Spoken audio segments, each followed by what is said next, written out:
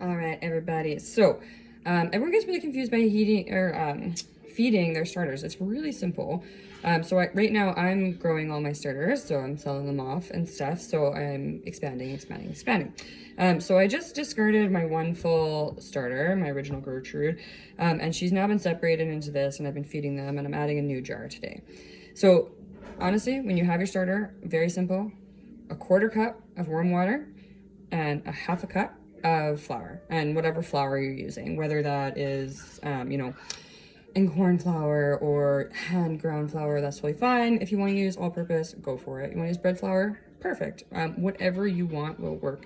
But just remember that your starter will always retain whatever flour has been in there. There'll always be a small percentage.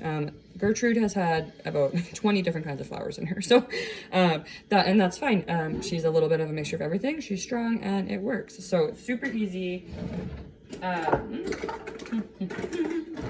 We have a 1/4 cup of warm water, not hot, just warm, into each starter. It's really not as difficult as everybody thinks, and it really doesn't take any time to do either. There we go. And now, oh, you know what? My flour jar is empty. I gotta get some flour.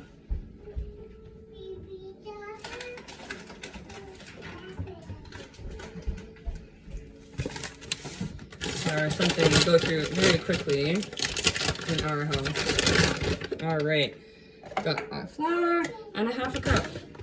And it's not anything precise. It's not anything crazy. Just pour it in.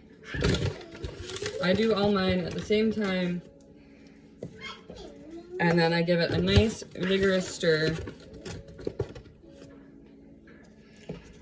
And these aren't exact measurements either, right? Like, you drop some, it's all right. A little bit more, that's fine. You can always add more water or less flour, whatever works for you. Take my spoon and I give it a good stir, scooping all the way to the bottom, making sure we get all that good bacteria mixed into it. You want some air into it. And it's going to be thick, and that thickness is good because that thickness means it'll build structure in your dough, right? And as you get that air incorporated, it'll help it grow. I like to scoop my sides to make sure I get any of that fermented bacteria into it. Nice and mixed. Scoop it all the way from the bottom. For me, I like to use wide mouth jars for this reason.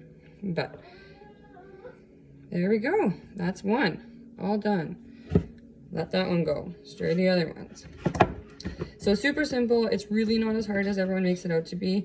It's not as specific either. So don't let people intimidate you with it. It's really not that hard. And I guarantee if you just feed it, all you got to remember to do is feed it. Just like your kids, just like your dog, just feed it. It's like one more animal or pet or person in your family. Take care of it and it will take care of you. So I'm gonna get the rest of these mixed in. All I do is throw a paper towel on top with an elastic covering it, and that is it. And it is ready to grow for the day, and I'll be making some more sandwich bread later today. Since I made my sourdough this morning, I'm gonna make some sandwich bread later because I was rendering lard yesterday and didn't do any bread. So we're almost out, but there we go. So pretty easy, pretty simple. Don't let it be so scary. You can do this. I believe in you. All right, guys, so I'm gonna make some discard bread for sourdough today. I need some sandwich bread for the kids and for, morning toast and stuff like that.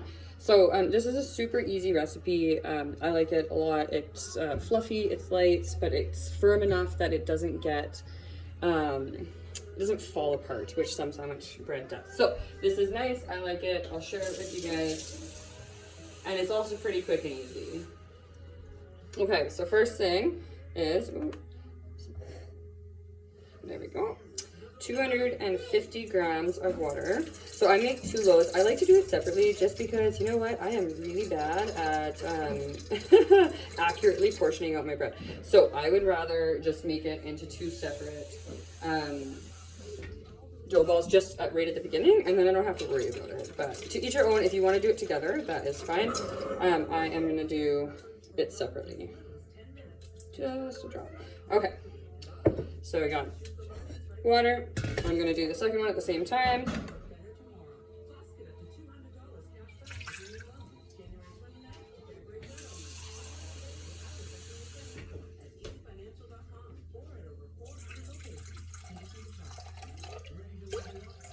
All right, so 250 there.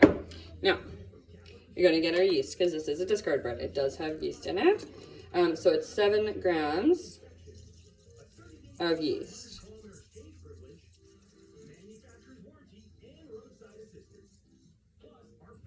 There we go. And get back to this guy.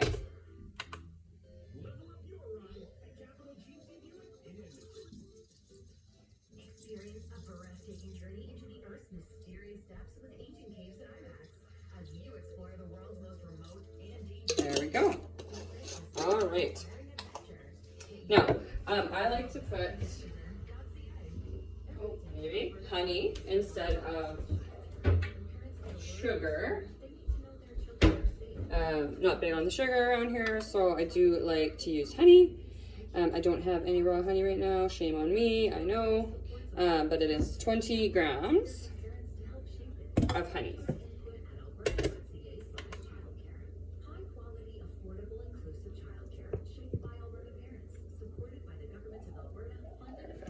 All right, so we got that. Now I'm gonna add our starter.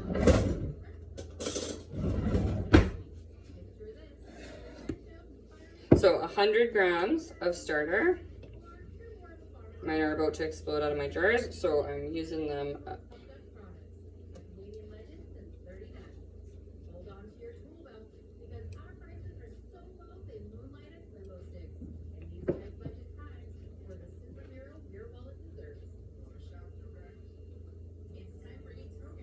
A little bit over, but that is okay.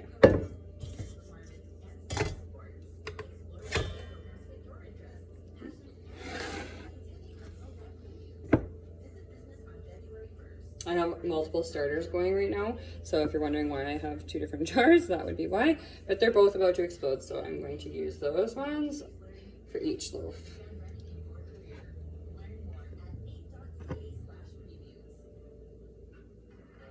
Nice, full, structured starter. All right. Okay, cover those girls back up.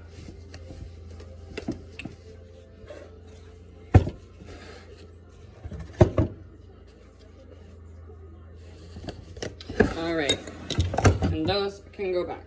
Now, I like to give this a little bit of a stir now, just to get that yeast all mixed in nice with the starter. Honey's all incorporated, not too crazy, like we're gonna mix it, but just enough to kind of break it all up, incorporate everything.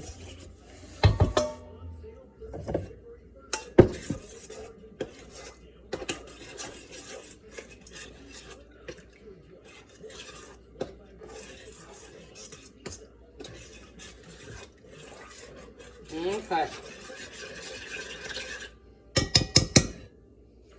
There we go. Now, next, we're going to do some salt. So I do 10 grams of salt. I use pink Himalayan. You can use whatever you like. I just like pink Himalayan. Give you that little bit of iodine and whatever. So I like that. But use whatever salt you have or whatever salt you like. There we go. All right, salt is in. So now I'm going to take butter. So 60 grams of butter.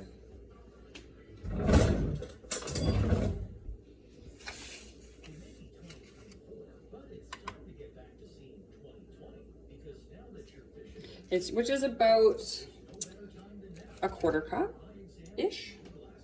maybe a little bit more.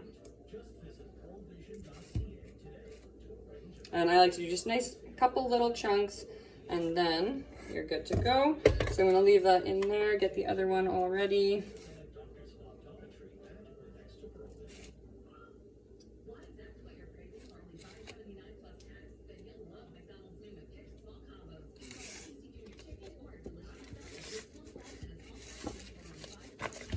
Yeah, so it's just over a 1/4 cup. Perfect. All right, butter is good. Everything is better with butter. I'm super excited for when Penelope is making milk and cream so that I can make my own butter, but I have a little bit of time still. She's just gonna get bread this spring, and then we can go from there. All right, then I can jump into the dairy journey, so stay tuned for that. All right, so now, 500 grams of flour.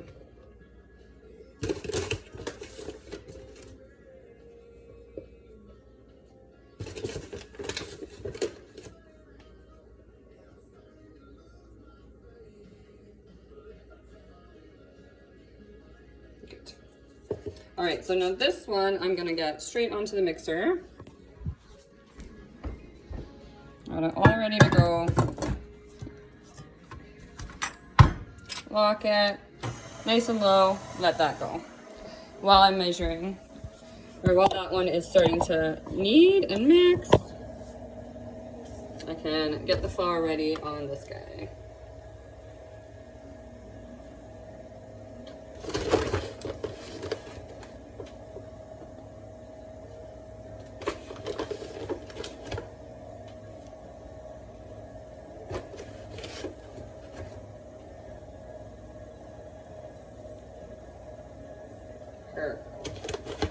All right.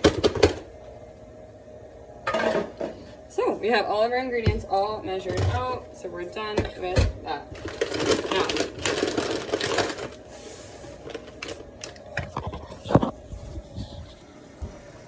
so we're letting this mix. Now it's kind of incorporated, so we can go a little bit faster.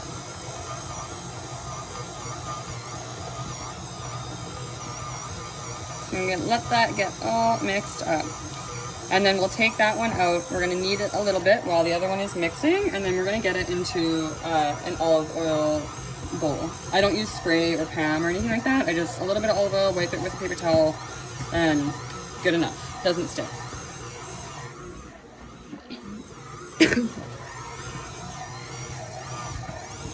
So it's incorporating pretty nice.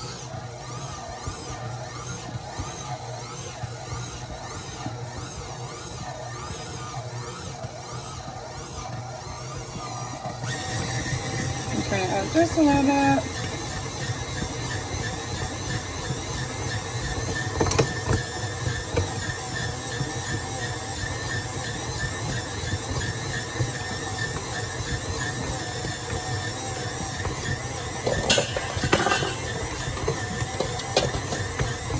All right, so the rest of this I'm gonna knead by hand.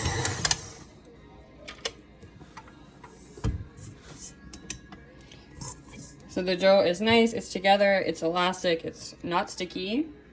Just poke it, not sticky, it's very nice. Now I'm just gonna pour in the other one and let that one mix.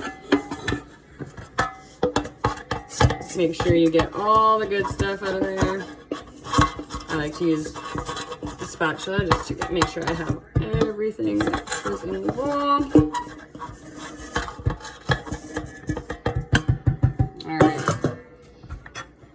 Let that one mix. Now, as for this dough, just give it a nice knead.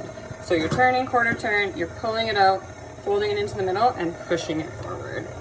Twist, push, twist, push. Just little quarter turns, and it'll go into this nice ball that's elasticy, beautiful, looks like bread.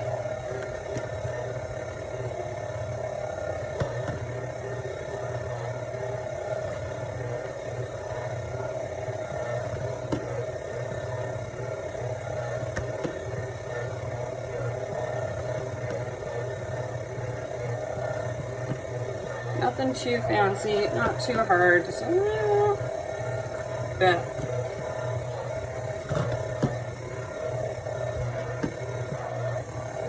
of kneading. I personally like to do this part by hand. I just find that it gets better, like you get a better feel for it, but you could totally keep it in the mixer for longer. But I like to just get it going. So now, see, it's nice elasticy, it's not sticky. Kind of just fold over your bottom, twist it, and make it into a nice ball so it can rise nice. All right, now that I got my olive oil.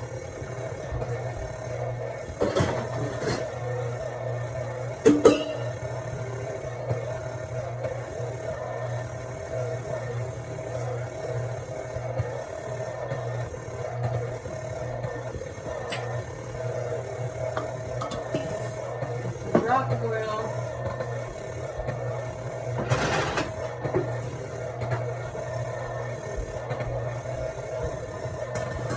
And just wipe it on. So you don't need much, it spreads out, and I've never ever had a problem with sticking. I'm gonna take that, plop it in there, and we're gonna let that proof.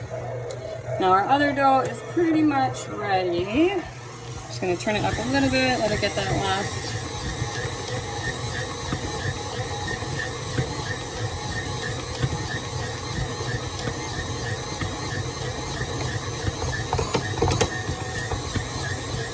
All right, now I'm gonna finish this one off by hand as well.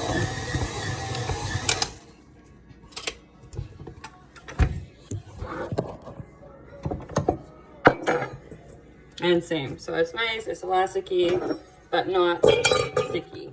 So quarter turn, stretch, push. Quarter turn, stretch it, fold it into the middle, push it back. Stretch, push, and quarter turn.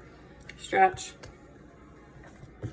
So pretty simple, pretty easy, but this just takes 10-15 minutes to get this going.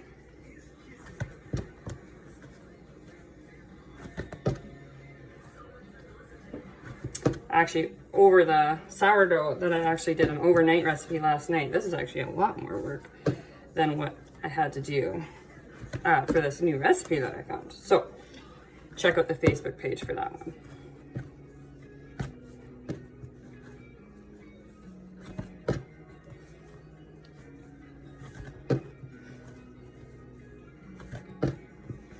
All right.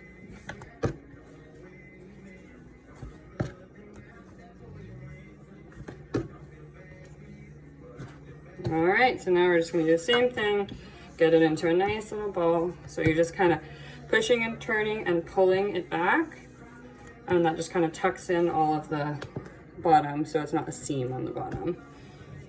Okay, beautiful.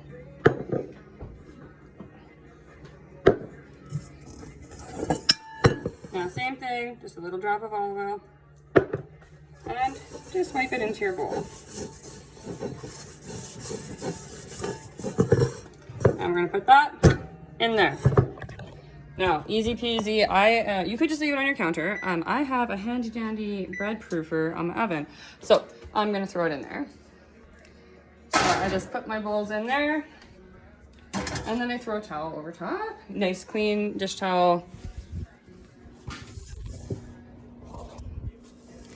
There we go, my Christmas towel. All right, now we're gonna let it sit for 30 minutes. Okay, so our bread has proofed and we are dumping it out now. All right, so now I'm gonna push it down. Bring your dog in, either or, what do you wanna do? And we're gonna roll this out. And I've got my loaf pans here already, so I olive oiled those again.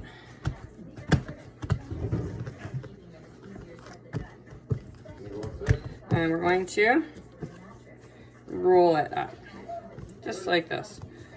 It's like a little sausage. I kind of tuck the ends in there so you don't get that thing on the bottom or the weird looking end pieces that nobody actually likes anyway. Okay, so now we have this seam here. So we want to get rid of this seam, right? So we're going to pull the bread and then roll it back onto itself. And then we're gonna pull it again. check our seam, looks pretty good. Okay, and that's it. And then you pick it up, you plop her in. Good. All right, second one. Same thing. So one side is always obviously a little bit kind of crustier because that's the side that was sitting up. So that's the side that I fold into itself, like this. Okay.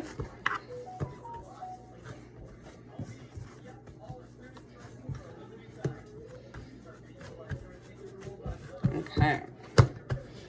Now we're going to flatten this out. Now I've actually done this without rolling it either and kind of just like smushing it into a ball and throwing it in a loaf pan, and it also works. So just saying, you can do it like that if you want. You don't actually have to do this, but this is the proper way. So I figured I would should probably show you the proper way. Okay, tuck those ends back in.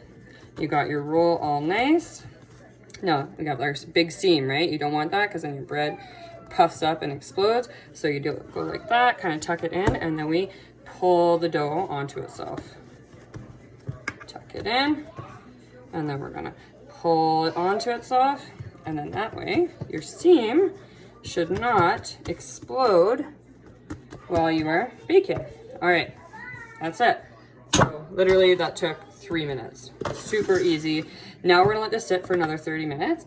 At this point, I'm not going to put it into my proofer in the oven. I'm just gonna leave it here on my counter because I'm gonna start preheating my oven. So 350 degrees, and then by the time that's basically heated up, because my oven's slow, this will be ready.